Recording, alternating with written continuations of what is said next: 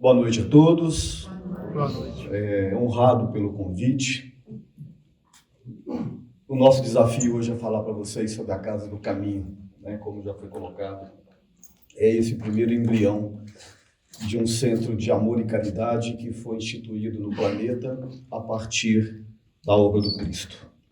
As duas palavras mais faladas no mundo, segundo dizem, são as palavras amor e Jesus, em todos os idiomas. É interessante isso, e não é por acaso.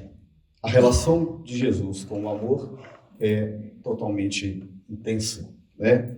Porque Jesus, na verdade, é a expressão máxima do amor de Deus para com nós, humanos que estamos habitando este planeta aqui. A palavra amor, né, tão falada por todos nós, tão faladas pela humanidade, mas ainda tão distante do seu verdadeiro sentido. Na fala do Allan Kardec, ele define o amor como o sentimento por excelência, né? Seria a expressão máxima das virtudes. O amor, ele começa nos rudimentos do espírito, nos seus princípios, ele vai se elaborando quando esse princípio inteligente vai caminhando no seu processo de evolução. Ele vai desde a sexualidade mais simples, das relações mais complexas, e ele vai se aprimorando de tal modo que o ápice desse sentimento é chamado por nós e pela espiritualidade desse sentimento nobre, que é o amor, como diz Allan Kardec, é o sentimento por excelência, é a mais nobre de todos os sentimentos. E ainda falando sobre o amor, o Allan Kardec, perguntado se esse verdadeiro amor já existe no planeta, ele diz que ainda não, mas o amor que mais chega próximo, o sentimento que mais chega próximo desse sentimento nobre por excelência é o amor de uma mãe para com seu filho. Mas aí a gente vê, vezes ou outras, mães que jogam filhos na lixeira ou pela janela. Aí a gente se pergunta, mas enfim, que amor é esse? É porque nós estamos num processo de conquistas desse amor. Os sentimentos por excelência, as virtudes, elas são conquistadas por nós. Quando a gente vai lá na Gênese bíblica, né, e vê que Deus criou o mundo em 6 dias e no 7º dia ele teria descansar. Ou descansado, né? Na verdade, na metáfora espírita, a gente entende que é nesse momento em que Deus entrega para a humanidade todos os instrumentos de transformação, de evolução do espírito e dá a cada um de nós, através do livre-arbítrio e das inúmeras oportunidades reencarnatórias, os mecanismos, os instrumentos de trabalho para a conquista desse sentimento que nós estamos discutindo aqui, que é o que nós almejamos nesse planeta. Na verdade, nós estamos aqui para aprendermos a amar. E só sairemos dessa materialidade quando nós adquirirmos esse sentimento por excelência. Então, quando a gente te diz que Jesus é a síntese do amor de Deus, é porque ele já vivenciou, ou ele já vivencia plenamente esse sentimento. Mas por que será que Jesus consegue amar plenamente, viver plenamente esse amor e nós ainda não? Nós ainda temos esse amor vacilante, né? Nós amamos às vezes a nossa esposa, os nossos filhos, amamos os nossos parentes mais próximos, alguns a gente não tem assim tanto amor, tanta simpatia, né? Alguns vizinhos eu também não tenho tanto amor, nem tanta simpatia, algumas pessoas também não, mas enfim. Por que nós ainda não conseguimos amar esse amor? E Jesus amou e ama. É porque ele conquistou esse amor. Ele conquistou. E como que ele conquistou? Ele conquistou trabalhando. No livro A Caminhos da Luz, é um livro muito profundo, muito bonito, né? Emmanuel diz que o sistema solar aonde Jesus evoluiu já não existe mais. Um sistema solar dura, aí, segundo os astrofísicos, de 15 a 20 bilhões de anos. Então vocês imaginem, o sistema solar aonde Jesus evoluiu já não existe mais. Então Jesus tem uma condição de temporalidade muito diferente da nossa. Mas ele galgou os mesmos caminhos que nós também estamos galgando. Porque Deus não privilegiaria alguns espíritos, filhos seus, em detrimento de outros, absolutamente. Então Jesus tem seu tempo, tem sua história e tem suas conquistas. E o que nós estamos fazendo nesse planeta é exatamente isso. Nosso tempo, criando a nossa história e fazendo as nossas conquistas. E a elaboração dessas conquistas é que nos farão sentir esse sentimento por excelência que hoje nós estamos experimentando. O amor de Deus para conosco, com a humanidade, de Jesus com a humanidade, é tão grande que ele apresentou para nós esse seu filho, nessa condição de cristandade, para poder vir aqui encarnar entre nós, né, para sofrer, porque ele sabia que ele sofreria aqui, mas como prova do seu amor. É por isso que nós falamos que Jesus é um Salvador, né? Ele veio salvar a humanidade no sentido de mostrar o caminho para a humanidade, como um verdadeiro mestre, um mestre por excelência. Eu sou o caminho, a verdade e a vida. Quem quiser se salvar, pegue a tua cruz e siga-me. Parece presunçoso, né, Jesus dizer, eu sou o caminho, a verdade e a vida. Mas não é presunção, é realidade. Se a gente for construir uma casa e não temos conhecimento e formos fazermos do nosso jeito, essa casa não vai se sustentar. Se nós não contratarmos um mestre de obras que tem conhecimento ou um engenheiro para fazer um projeto, ela não irá se sustentar. Por quê? Nós não temos o conhecimento. Se nós formos plantar, por exemplo, uma lavoura de milho, né? Se a gente não souber como fazer, ele também não vai prosperar. Mas se a gente perguntar para um agricultor ou para um agrônomo como se planta milho, ele vai dizer como, as covas, a profundidade, a distância de uma das outras, o tipo da semente, a época, a lua, a irrigação, os fertilizantes. E se nós seguirmos o passo a passo, nós vamos colher milho de quantidade e qualidade. Por quê? Porque o agricultor tem o conhecimento, ele tem a sabedoria.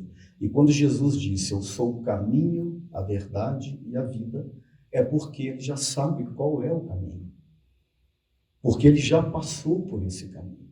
Então ele vem nos convidar, olha, siga o meu caminho, porque eu sei que esse é o caminho da verdade. Pegue a sua cruz e siga-me. Ou seja, peguemos os nossos desafios, as nossas dificuldades e segui-los, porque sem seguir também com as nossas dificuldades nada vai adiantar.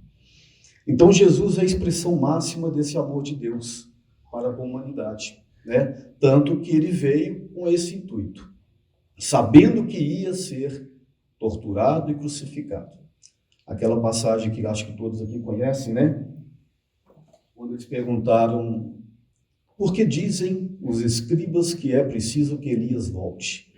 E Jesus respondeu assim, eu vos declaro que Elias já esteve aqui entre vós, e vós fizeram com ele aquilo que quiseram. Assim também como farão sofrer a mim, o Filho do Homem. Então ele sabia tudo o que ia acontecer com ele. Então eles entenderam que era de João Batista que ele nos falava. Ou seja, Elias era a reencarnação de João Batista. E Jesus sabia que ele ia ser torturado e crucificado. Mas mesmo assim ele veio. Eu quero fazer uma pergunta para vocês, mas quero que vocês sejam honestos comigo. Imaginemos que um anjo chegue para vocês e digam assim, olha, tem uma cidade lá no norte do Brasil que tem um índice de violência terrível. O povo é uma brutalidade e uma ignorância só. Você será designado para ir lá, levar o evangelho do Cristo, levar a palavra espírita para eles. Terás que abandonar sua casa, seu trabalho, seus amigos. E tem um detalhe, você vai ser incompreendido, será perseguido, caluniado, injuriado, provavelmente torturado e finalmente crucificado. Quem iria? Iria? Parabéns para você, eu respeito, eu não teria ainda essa coragem. Mas assim foi Deus, foi Jesus para conosco. Ele veio sabendo de tudo isso, mesmo não devendo nada com a humanidade. Você deve um pouquinho ainda, né? Como todos devemos. Mas enfim, então essa é a expressão do amor de Deus e o amor de Jesus para conosco. Dentro desse projeto de transformação do planeta, Jesus foi bem cauteloso e bem disciplinado. Segundo o livro também do Emmanuel, Caminhos da Luz também, todos os grandes profetas enviados ao planeta foram todos eles enviados, mandados e preparados por Jesus. Desde os antigos, desde as antigas civilizações até as civilizações mais remotas, mais próximas de nós. Desde Confúcio na China, Buda, Krishna, os profetas da antiga religião judaica, Isaías, Jeremias e todos esses outros, os filósofos gregos que fizeram a grande revolução do pensamento humano.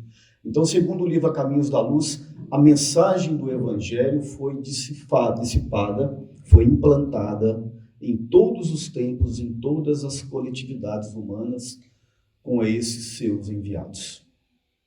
E um desses grandes enviados ao planeta chama-se Paulo de Tarso, que é o tema da Semana Espírita. Não é isso? A história de Paulo, outrora Saulo, né, que com certeza já foi debatido aqui nas noites anteriores, ela é simplesmente maravilhosa. O livro Paulo e Estevão é talvez uma das obras mais belíssimas que nós temos na literatura espírita e também na literatura em geral. Quando eu comecei a ler esse livro, eu não conseguia parar de ler. É como se a gente entrasse dentro da história. Aliás, quando o Chico Xavier escrevia o livro através da sua mediunidade, ele dizia que, aliás, o Chico Xavier era um médium completo, né? E não é porque ele era melhor do que nós, não. Muito pelo contrário. Quanto mais pesada a cruz, quanto maior é a mediunidade, maior foi o estrago, né? Ele dizia que ele resgatava débitos de 3.000 anos. Mas a mediunidade do Chico era tão extraordinária que ele conta que quando ele estava escrevendo esse livro, é uma mediunidade chamada de telecinesia, é como se ele entrasse dentro da história. O Emmanuel ia ditando para ele, ele ia escrevendo mecanicamente, ele sabia que estava escrevendo, e ele entrava dentro da história e via como se fosse no cinema, os fatos se desenrolando. Tanto que, no final do livro, ele chorou de emoção, de tanto que ele se apegou aos personagens. E ele chorava à medida que ele ia contando a história, que ele via os acontecimentos, que dentro da nossa percepção são acontecimentos reais. Porque a espiritualidade trouxe todos aqueles fatos antigos dentro dessa mediunidade maravilhosa do Chico e dentro da cooperação do Emmanuel. Então a história de Paulo é uma história fantástica. E alguém pode pensar assim, a conversão de Paulo se deu na porta de Damasco. E aí a gente pode pensar, e a minha conversão? Será que algum dia eu vou de uma hora para outra me transformar numa pessoa diferente? A transformação, ela é paulatina. Toda transformação abrupta, ela é mentirosa. Ela vai se ruir mais cedo ou mais tarde, porque ela não se sustenta. Você não sobe uma grande escada se não for degrau por degrau. Se você for começar a andar de 4, de 5, 6 degraus, você vai cansar, vai desequilibrar e vai cair. Isso aconteceu comigo. Então, quando Paulo, na porta de Damasco, encontra Jesus, na verdade, ele só se reencontra dentro da sua própria história. Paulo já era suficientemente grande espiritualmente para ter sido escolhido por Jesus para ser um dos seus apóstolos, para fazer todo esse trabalho, todo esse dinamismo que ele conseguiu fazer, que foi dar continuidade à proposta de Jesus dentro de um momento cultural histórico bastante complexo. Nós estamos falando de uma sociedade judaica estritamente proselitista, dogmática, orgulhosa, e de repente chega um nazareno, filho de um carpinteiro, e faz uma grande revolução espiritual dentro do seio do judaísmo. Não que o judaísmo estivesse errado, muito pelo contrário, ele é a base do cristianismo. Quando nós estudamos o Antigo Testamento e o Novo Testamento, o Antigo retrata a história dos antigos judeus, hebreus, antes de Jesus. O Novo Testamento é a síntese da vida de Cristo, daí para frente. Eles se completam. Quando nós falamos uma religião judaico-cristã, é porque o cristianismo ele nasce dentro da estrutura, do bojo do judaísmo. É um complemento. Até mesmo Jesus disse isso: eu não vim destruir a lei dos antigos profetas, até porque foi ele que os enviou, mas sim fazer cumpri-las. Por quê? Porque o homem dogmatizou e desviou o judaísmo dos seus princípios, que são nobres. Assim também como nós desviamos o cristianismo dos seus princípios, que também são muito nobres. Então, quando Jesus vem dentro desse cenário do judaísmo, ele rompe com essas estruturas e quebra esses paradigmas. Por isso que ele foi perseguido, por isso que ele foi morto. Mas ele trouxe a sua palavra, ele trouxe a sua mensagem e precisaria de quê? Dos continuadores. E Paulo foi um desses seus continuadores. Então ele nasce dentro do judaísmo, orgulhoso, um judeu, um homem inteligente, estudou em Alexandria, falava e escrevia o grego fluentemente, além do aramaico, que era a língua popular dos hebreus, e do hebraico, que era a língua clássica dos hebreus. Então ele foi um homem que estudou, era filho de uma família bastarda de Tarso, um homem bonito, segundo dizem, orgulhoso, né? Aliás, no início do livro, tem uma passagem interessante que as pessoas estão reunidas assim na rua, conversando, e de repente chega o Paulo numa biga romana, com uma roupa romana, né? E dá meio que um cavalo de pau, né? Que a gente chamaria hoje, né? E desce todo garboso, né? E as pessoas admirando, as mulheres admirando, um homem culto, inteligente. Seria mais ou menos hoje como se enxergasse aqui na praça de Cláudio, aqui, né? Numa Ferrari vermelha, um óculos Ray-Ban e dando cavalo de pau, né? Aí fica todo mundo olhando, quem que é isso? Né? Assim era Paulo. Saulo, né?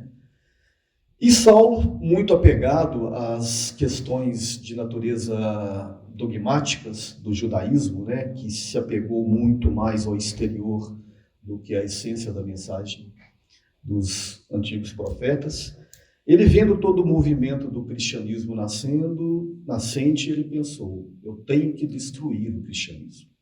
O cristianismo é uma afronta ao judaísmo. Como pessoas ainda acham, por exemplo, que o espiritismo é uma afronta ao cristianismo. Né? Se bem que essa fase já está passando, porque as pessoas já estão entendendo que não é.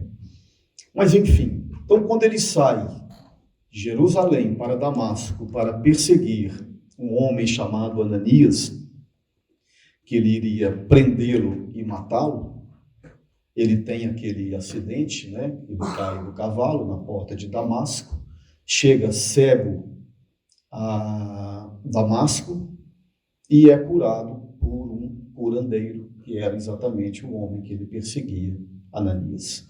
Ali Paulo faz a sua conversão, né? Mas na verdade ele acorda, como muitos de nós estamos acordando de um sono de letargia de muitos e muitos séculos, né? Afinal de contas, nós já viemos sendo instruídos pela espiritualidade há muito e muito, muito tempo. E hoje nós estamos aqui, na fileira do espiritismo. É como a espiritualidade dissesse assim: olha, apresentei a vocês o judaísmo, vocês não compreenderam. Apresentei para vocês o cristianismo, vocês não compreenderam. o catolicismo, o protestantismo, o budismo, o hinduísmo. Agora vou apresentar para vocês o espiritismo. E se vocês não compreenderem, meus amigos, lamento. Porque não tem como ser mais claro e mais objetivo a doutrina espírita. Tanto que muitos, quando a conhecem, correm, desistem. Porque, não, se é desse jeito, isso não me interessa. Aconteceu comigo, né? E com alguns de vocês também. Mas, enfim, cada um tem a sua conversão, cada um faz a sua conversão. Então, a história de Paulo, ela é belíssima e nós não podemos esquecer da história de Pedro também. Quando foi passado para mim o tema da noite, Casa do Caminho, eu pensei, meu Deus, o que eu vou falar? 45, 50 minutos sobre a Casa do Caminho. A Casa do Caminho era um centro de caridade. O que eu vou ficar falando por 45, 50 minutos sobre a Casa do Caminho? Aí foi, naturalmente, estudar o tema para preparar a palestra. Aí que eu fui entender a grandeza dessa casa. Aí que eu fui entender, porque assim, a obra espírita ela é tão fabulosa. Você lê o livro, passa 5 anos, você lê e você encontra coisas que você não tinha visto antes. O livro dos Espíritos é assim, eu já li umas 30 vezes, e toda vez que eu leio, eu aprendo coisas que eu não tinha visto, às vezes numa frase solta. Não é isso? E assim também, esse livro Paulo Estevão é desses livros, que cada capítulo ele é profundo, ele é uma história maravilhosa. Então a Casa do Caminho, ela tem uma representatividade muito importante na vida do planeta, na vida ocidental principalmente. Porque foi o primeiro embrião de uma casa, de uma igreja verdadeira. Porque quando a gente fala igreja, logo a gente imagina aquela estrutura física de uma igreja, com aquele rito, né? Com aquela estrutura sacerdotal, aquela hierarquia sacerdotal. Não estou criticando, pelo contrário, elas são benéficas e úteis ainda para o homem que precisa de um norte, orientação, precisa de um lugar de se encontrar, de se espiritualizar. E isso acontece em todas as religiões, em todas as circunstâncias, em todas as civilizações. Se a gente for para uma tribo indígena, né, respeitosamente, não estou querendo diminuir, pelo contrário, mas se a gente observar o comportamento cultural de uma tribo que não teve contato com nenhum povo exterior, nós vamos ver exercícios de espiritualidade. Tem lá o xamã, tem o feiticeiro, tem os ritos, né? O encontro com o sagrado, o encontro com a espiritualidade. Ou seja, isso é intrínseco ao ser humano. Isso está dentro do ser humano. Então, à medida que o homem caminha, ele vai aperfeiçoando os seus mecanismos de contato com a espiritualidade. Então, a Casa do Caminho, na minha percepção, ela representa uma transformação. A transformação do Evangelho colocado por Jesus, do ponto de vista literal, do ponto de vista verbal, da pregação para a prática. Quando Pedro, né, que era o braço direito de Jesus, ele começa a sua caminhada independente quando Jesus desencarna, ele pensa, o que eu vou fazer agora? Aí ele então idealizou, projetou e executou a Casa do Caminho. Ou seja, ele trouxe o Evangelho do pensamento, da palavra, da pregação para a prática. E ali nasce a primeira igreja, verdadeiramente. Mas não a igreja simplesmente no rótulo dogmático, institucional, mas principalmente a igreja que abraça e abençoa a todos, principalmente os que vêm em busca da espiritualidade de Deus. Então, a Casa do Caminho ele tem essa conotação de prática, de exercício. E tem uma passagem interessante de Pedro, quando Jesus aparece aos apóstolos naquele processo da ressurreição, né, que é uma coisa maravilhosa. Primeiro ele aparece para Maria de Magdala, né? E para preparar os apóstolos, e eles ficaram meio enfesados, né? Porque afinal de contas ela era uma mulher, né? Como assim, né? Uma sociedade que era extremamente machista, sem dúvida nenhuma, né? Extremamente preconceituosa, em função desses dogmas todos que foram construindo ao longo do tempo, né? Mas enfim. E aí, quando Jesus aparece para os apóstolos, naquela maravilhosa cena, né? Cada um teve uma reação diferente, né? Uns vieram abraçá-lo, uns choraram. Tomé não acreditou, pediu para tocar nas suas feridas, né? E Pedro, no entanto, ele estava ali cabisbaixo, né? Envergonhado. Afinal de contas, ele havia negado Jesus 3 vezes, né? Na hora que Jesus estava sendo julgado, na hora que Jesus estava sendo crucificado, ele estava ali de longe olhando. Aí eles falaram: olha, aquele ali é um dos discípulos. Eu não conheço, eu nunca vi. Então ele estava envergonhado, mas Jesus sabia das particularidades de qualquer um. Aliás, quando Jesus ele procura os seus discípulos, eu imagino, ele não procurou seres mais evoluídos, não. Ele procurou seres como nós mesmos. Porque aí não teria graça. Se ele tivesse pegado lá um Divaldo Franco, um Chico Xavier, um Bezerra de Menezes, aí seria tudo muito fácil. Ficaria todo mundo apaixonado. Nossa, Jesus, com aqueles seus apóstolos, que coisa maravilhosa, que seres iluminados, né? Não, ele foi ali, pegou um carpinteiro, pegou um pescador, pegou um outro pescador, pessoas, gente simples como nós mesmos. Por quê? Que ele está querendo dizer para nós que nós também podemos ser discípulos de Jesus. Mesmo com todas as nossas mazelas, mesmo com todas as nossas fragilidades. Basta querermos ser. Mas Pedro vacilou, e nesse vacilo ele envergonhou-se, e quando Jesus apareceu, chegou para ele no cantinho e perguntou: Pedro, tu me amas? Pedro, cabisbaixo, balançou a cabeça. Jesus perguntou pela segunda vez: Pedro, tu me amas? E ele balançou a cabeça, ainda envergonhado. E Jesus perguntou pela terceira vez: Pedro, tu me amas? Finalmente Pedro levantou a cabeça, fixou o olhar nos olhos do Cristo e disse: eu te amo, mestre. Aí Jesus diz: então vá e apacenta as minhas ovelhas. O que Pedro fez? Ele foi apacentar as suas ovelhas. Então, quando Jesus desencarna, Pedro, lembrando do seu contrato com Jesus, pensou: eu preciso apacentar as minhas ovelhas. Como? Cuidando delas. Então nasce aí a Casa do Caminho. Então a Casa do Caminho foi o momento em que o Evangelho sai da parte literal, como eu disse para vocês, para a prática. É como se Pedro estivesse ensinando para nós: olha, vamos fazer assim. É claro que o cenário era totalmente diferente. Nós estamos falando de um cenário de 2000 anos atrás. Precariedades no sentido de higiene, no sentido de saúde. Não existiam hospitais, não existiam terapias. Era uma mistura de curanderismo com pseudos práticas médicas, que praticamente não existiam. Mas Pedro, junto com outros, vão colocar a mão na massa. Vão receber quem? Os doentes.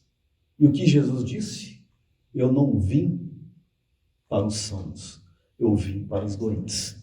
E quando ele fala doente, não está falando só doente fisicamente, ele está falando principalmente também dos doentes espirituais, dos doentes da alma, que somos nós todos. Então a Casa do Caminho é esse momento em que Pedro recebe, abre essa casa com a colaboração de muitas pessoas e começa a cuidar dos viajantes, cuidar dos leprosos, cuidar dos pedintes, dos abandonados. E aí nasce toda essa estrutura que nós temos hoje de centros de caridades, de igrejas, de hospitais, Quem se lembra da Santa Casa? Aqui ainda tem? Cláudio? Tem, né? As Santas Casas foram todas elas projetadas dentro dessa ideia lá de Pedro, aonde você tinha que dar não só o cuidado médico, mas o cuidado espiritual também.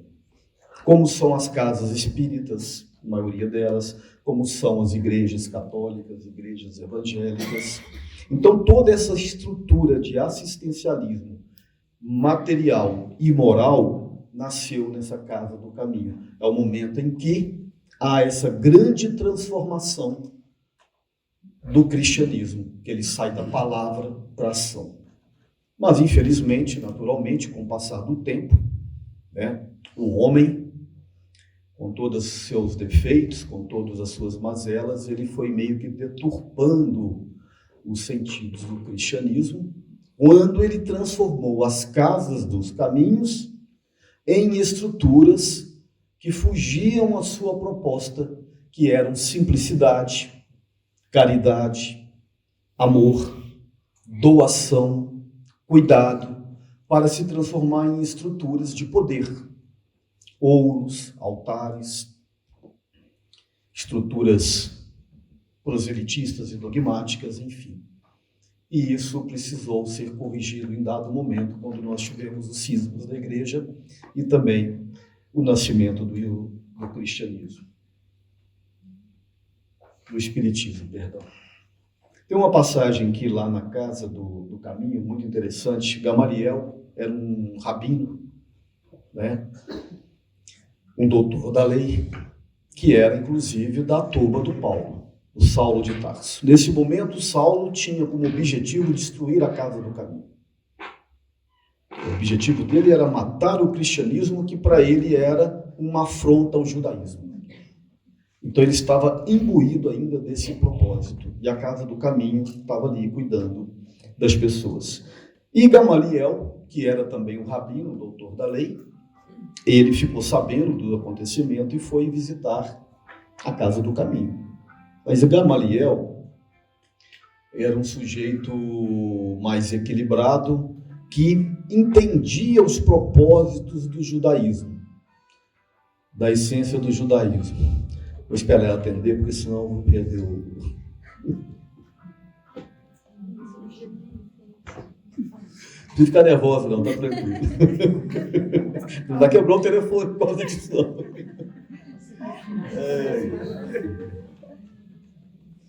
Tá tranquilo. Tá desculpado. E Gamaliel, então, ele vai lá conhecer a Casa do Caminho. E quando ele entra na Casa do Caminho, ele já notou algo muito diferente, porque o judaísmo não tinha essas práticas. Não tinha a prática da caridade, da ajuda, da assistencial, da solidariedade. Tinha a prática da exposição, né, daquilo que Jesus falou, dos túmulos caiados. Eles eram bonitos por fora, mas a maioria eram podres por dentro. Quando ele entra na Casa do Caminho, ele vê todo aquele acontecimento, né, de caridade, de solidariedade, de perdão, de misericórdia. Ele se impressiona com aquilo e, andando entre as pessoas, ele encontra um amigo, Simônio.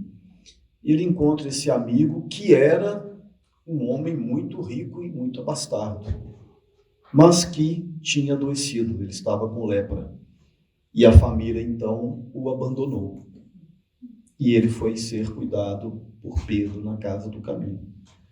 E ele, então, começa a conversar com o Simônio, perguntando o que ele estava fazendo ali. Aí ele diz para ele que estava doente e que tinha sido abandonado pela família. E ele diz umas palavras interessantes que me chamaram a atenção. Ele diz assim: a enfermidade é uma conselheira silenciosa. O leito de dor é um campo de ensinamentos sublimes e luminosos. Na câmara escura do sofrimento, eu encontrei ele. Aí Gamaliel pergunta: ele quem? O Cristo. Então, nesse momento, Gamaliel entende que algo especial acontecia aquilo ali. Aquele homem também dogmático, aquele homem rico, doutor da lei, que hoje estava ali com lepra, pelo sofrimento da dor e da carne, ele encontrou Jesus. E muitos de nós vamos encontrar Jesus assim, infelizmente. Ou nós encontramos ele através da observação, da prática, da disciplina, ou encontramos Jesus através da dor. Ou encontramos Jesus como quem está na casa do caminho servindo, ou encontraremos Jesus na casa do caminho sendo servidos. E outra coisa importante que eu gostaria de falar para vocês é que a casa do caminho também, dentro da minha percepção, ele tem três aspectos importantes. Quando a gente fala da casa do caminho, a gente pode estender muito mais o conceito daquela casa do caminho que foi implantada lá atrás por Pedro e por Jesus. A casa do caminho tem a casa planetária, a casa em que nós vivemos. É que nós estamos aqui hoje arraigados nesse chão, dentro da nossa materialidade temporal.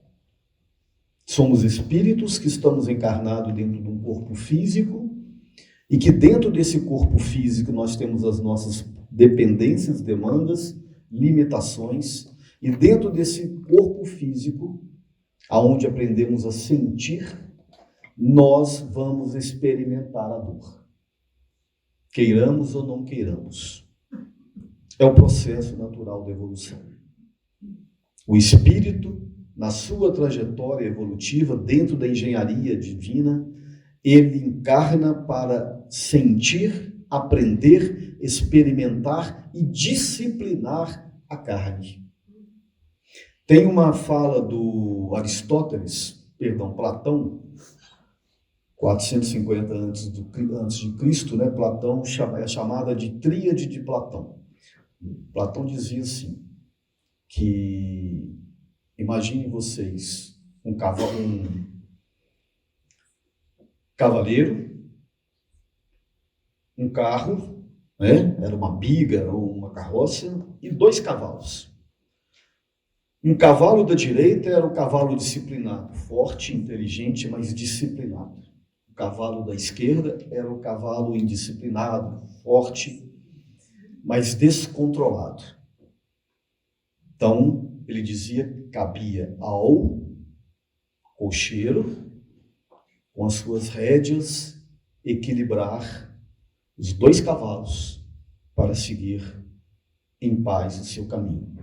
O cavalo da direita e o cavalo da esquerda. O cavalo da direita representa a razão.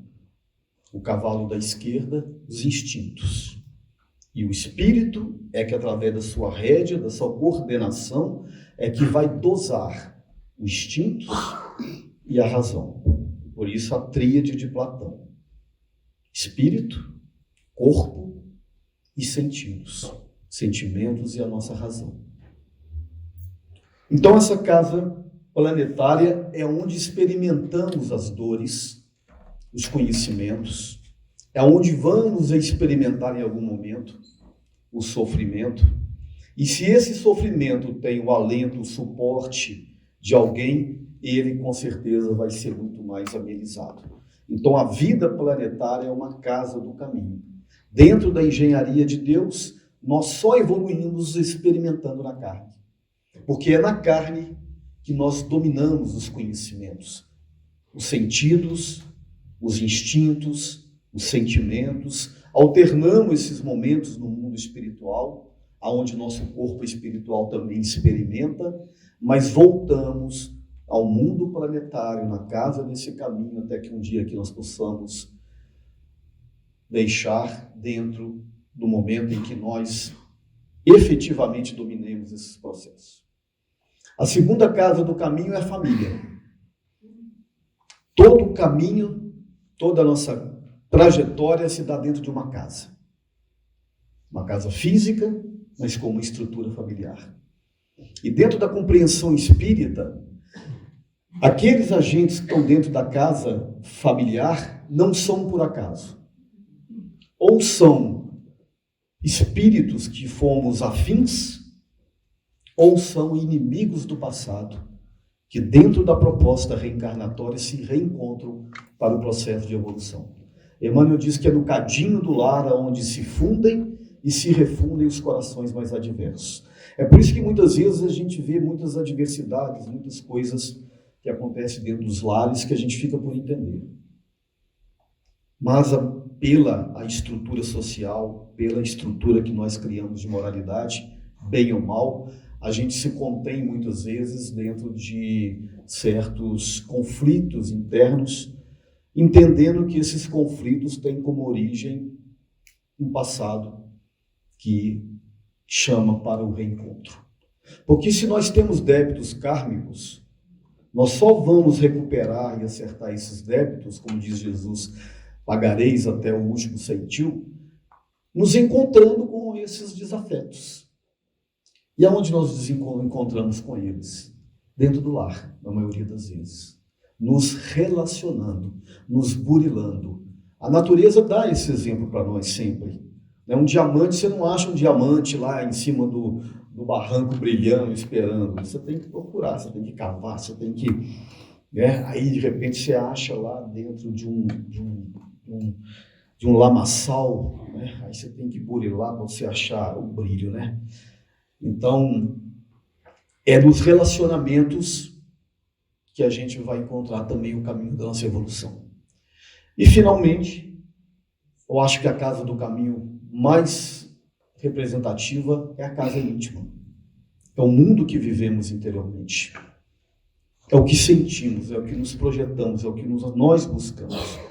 Nós podemos ter a família mais bonita, mais equilibrada e tranquila.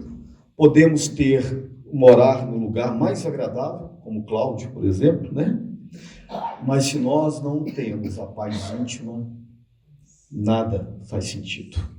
Então, o que estamos fazendo aqui? Buscando a nossa paz íntima, a nossa casa do caminho.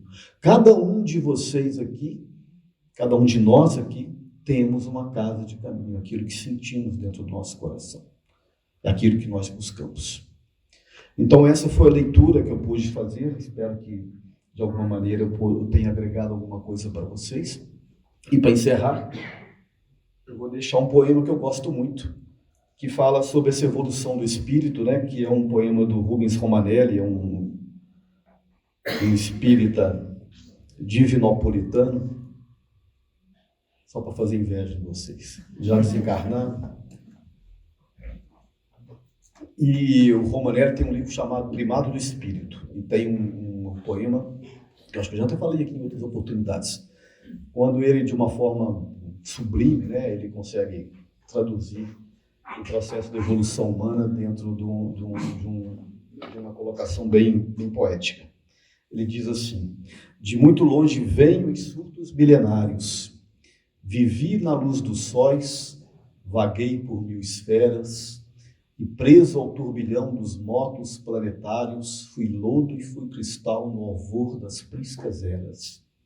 1000 formas animei nos reinos multifários, fui planta no verdor de verdes primaveras, e depois que me brilhou o facho da razão, fui o íncola feroz das tribos primitivas, e como tal vivi por vidas sucessivas.